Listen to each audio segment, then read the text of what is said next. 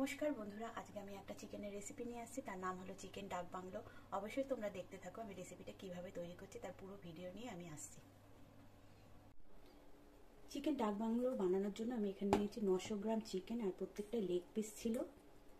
আর এর মধ্যে আমি কি কি মেশাচ্ছি দেখো। আমি নিচ্ছি প্রায় 1 চামচ মতো রসুনের পেস্ট,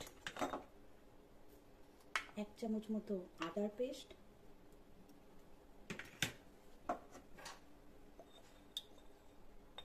হাফ চামচ মতো হলুদ গুঁড়ো, আর 1 চামচ মতো লঙ্কার গুঁড়ো। এটা দিয়ে, আর লবণ তো অবশ্যই দেব,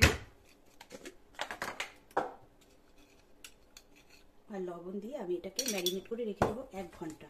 আমি এটাকে ফ্রিজে ম্যারিনেট করে রেখে দেবো।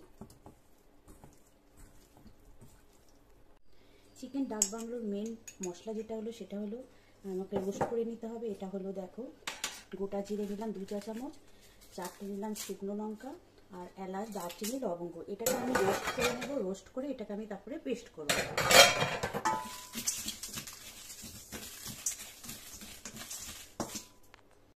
ম্যারিনেট করা চিকেন ফ্রিজ থেকে বার করে নর্মাল টেম্পারেচারে রাখতে হবে খানিকক্ষণ। এদিকে সরষের তেলে আলুগুলোকে সামান্য লবণ আর হলুদ মাখিয়ে ভেজে উঠিয়ে রেখেছিলাম। এরপরে সেদ্ধ করা ডিমগুলোকেও আমি সামান্য লবণ আর হলুদ মাখিয়ে ভেজে উঠিয়ে রাখব। এরপরে দিয়ে দেব থেতো করা গরম মশলা, তেজপাতা আর শুকনো লঙ্কা। দিয়ে একটু ভালো অ্যারোমা বের হলে তখন আমি দিয়ে দেব পেঁয়াজ কুচি।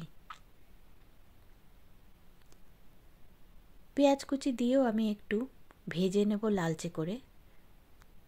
পেঁয়াজটা ভাজতে একটু সময় লাগে, আমি আঁচ কমিয়েই ভেজেছিলাম। আচ্ছা, পেঁয়াজটা ভাজা হতে হতে এদিকে দিয়ে দিলাম আমি টমেটো কুচি। যতক্ষণ না টমেটো গলে যাচ্ছে ততক্ষণ পর্যন্ত আমি নাড়তে থাকব।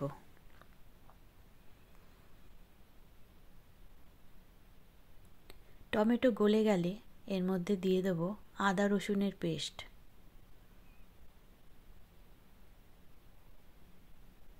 আর দিয়ে দেব একটু হলুদ গুঁড়ো আর ধনে গুঁড়ো।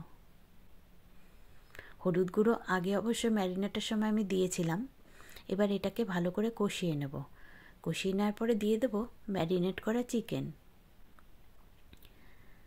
চিকেনটা দিয়ে কষাতে কষাতেই আমি বেটে রাখা মশলার পেস্টটা দিয়ে দেবো, যেটা চিকেন ডাক বাংলোর স্পেশাল মশলা।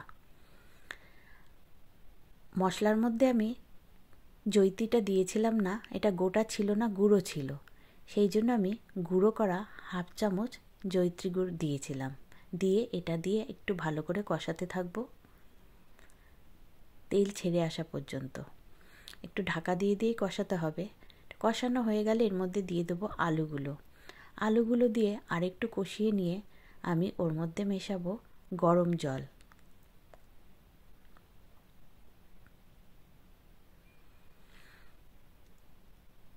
এটা কিন্তু খেতে একটু অন্যরকম স্বাদের হবে। আমরা নর্মাল যে চিকেন খাই তার থেকে কিন্তু এটা আলাদা হবে। এটা আলাদা হওয়ার কারণ হলো স্পেশাল চিকেন ডাক বাংলোর যে মশলা সেটার জন্যই এটার টেস্টটা অন্যরকম। দেখো, আমার চিকেন আলু সব সেদ্ধ হয়ে গেছে। এবার আমি দিয়ে দেবো ডিমগুলো আর কয়েকটা চেরা কাঁচা লঙ্কা। দিয়ে খানিকক্ষণ ফুটিয়ে নিলেই রেডি হয়ে গেল আমার চিকেন ডাক বাংলো। ধন্যবাদ তোমাদের এতক্ষণ ধরে আমার ভিডিওটা দেখার জন্য।